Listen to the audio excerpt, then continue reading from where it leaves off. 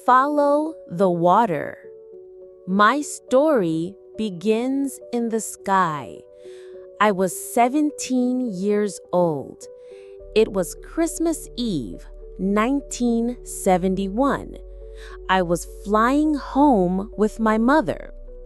Below us, like a giant green carpet, was the Amazon jungle. The plane was a small one, and the flight was a little bumpy, but everything felt normal. I was excited to see my father for Christmas. He was a famous biologist who worked in the jungle. He taught me so much about it. I loved the jungle. From the sky, it looked peaceful, beautiful, and endless. I did not know that in just a few minutes, I would become a part of it in a way I could never imagine. The sky outside the window began to change. Dark clouds gathered quickly, like a dark gray army. The small plane started to shake more violently. I looked at my mother. She held my hand. Her face was calm, but her eyes were worried. Then we saw the lightning. It was all around us, brilliant flashes of white light in the dark sky. The sound of the thunder was like a giant's footsteps, getting closer and closer. The plane felt like a small toy in a big, angry storm. And then it happened. A blinding flash of light hit the right wing of the plane. The sound was deafening. It was not thunder. It was the sound of metal screaming. The plane started to break apart. The noise, the wind, the screams of the other passengers. It was all a terrible storm of chaos. My mother said one last thing to me, very quietly. "This is the end, Julianne."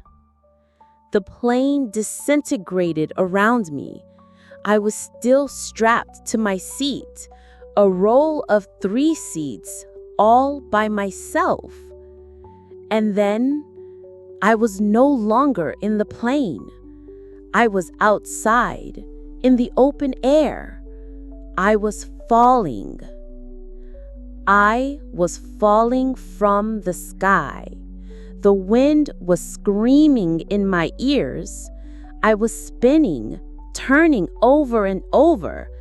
I could see the jungle below me getting closer and closer, a terrifying rush of green. I remember thinking very clearly, so this is what it's like. I closed my eyes. I was not ready to die, but I knew it was happening. I was falling for what felt like an eternity. 3,000 meters, 10,000 feet. The green got closer, and then everything went black. I woke up. My first thought was, I'm alive.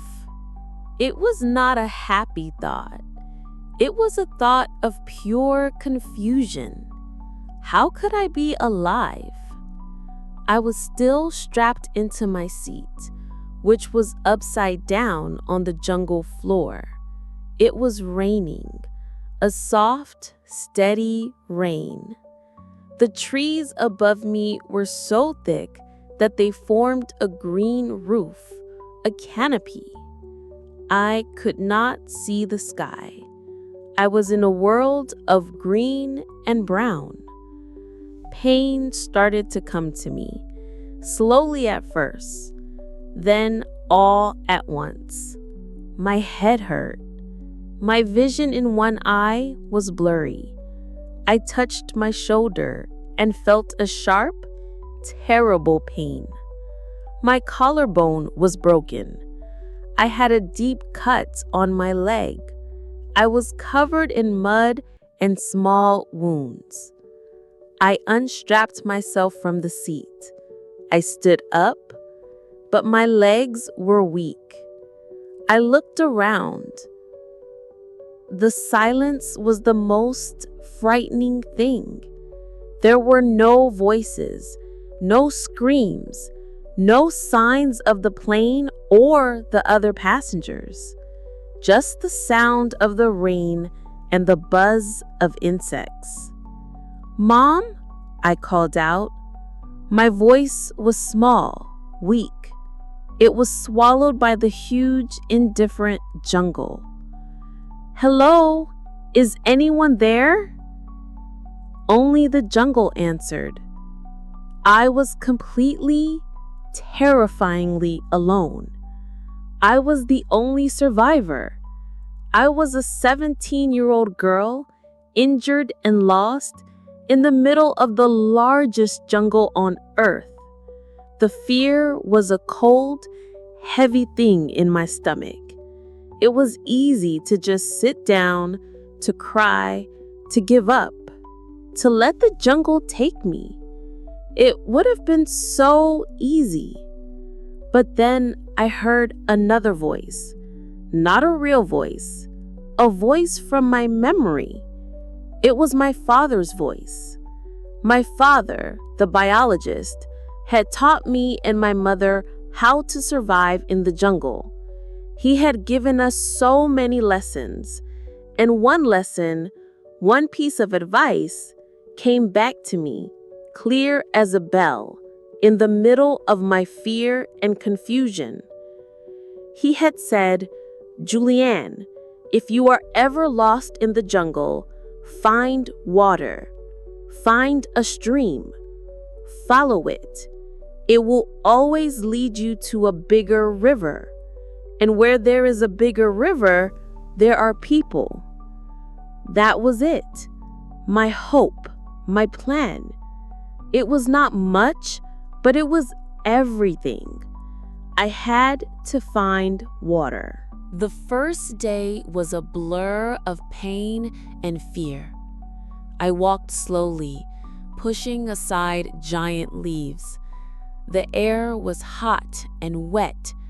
Insects were everywhere, a constant cloud around my head. I could not find any food. I found a small bag of candy in my pocket from the plane. It was all I had. But then I heard it, a small sound, the sound of trickling. I pushed through a thick wall of plants and I saw it. A tiny stream, the water barely moving. It was more mud than water, but it was moving. It was my guide. My journey began. I walked in the water. It was easier than walking on the jungle floor with its snakes and spiders. The cool water felt good on my injured leg. For 2 days, I followed that small stream. It was slow. Every step was an effort. At night, I would find a place on the bank to rest. Sleep was difficult. The jungle was so loud at night. The sounds of strange animals and insects were a constant symphony of fear. I was always cold, always wet. On the 3rd day, the stream became a little bigger. The water was clearer.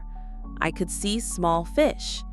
My hope grew a little stronger. I was going in the right direction, but I was also getting weaker. The candy was gone. My hunger was a constant, sharp pain. I saw fruit on the trees, but my father had taught me another lesson. Do not eat anything in the jungle unless you know it is safe. I did not recognize any of the fruit, so I ate nothing. I only drank water from the stream. The days started to blend together. Day 4, day 5, the jungle was a green prison. The same trees, the same sounds, day after day. My loneliness was a heavy coat that I could not take off. I talked to myself sometimes just to hear a human voice. I thought about my mother, about my father. I thought about my life before the fall. These thoughts kept me moving forward. My injuries were getting worse. The insect bites on my skin were red and swollen. The deep cut on my leg was not healing. It was becoming infected. But I kept walking, step after step, following the water. The stream was my only friend, my only promise. On the 10th day, I was at my limit. I was so weak, I could barely stand. I was sitting on the bank of the river, which was much wider now. The hope that had kept me going was starting to fade. I thought, maybe my father was wrong. Maybe this river would lead to nowhere. Maybe I would just die here, alone. I was about to lie down, to give up.